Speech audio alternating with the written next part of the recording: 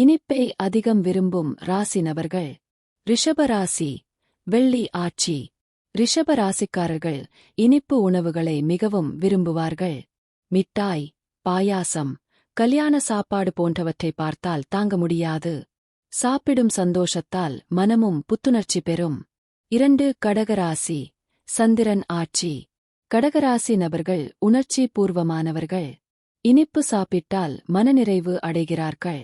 நெய் பாயாசம், சக்கரப் பொங்கல் என்றால் மிகவும் இன்பம் பெறுவார்கள்.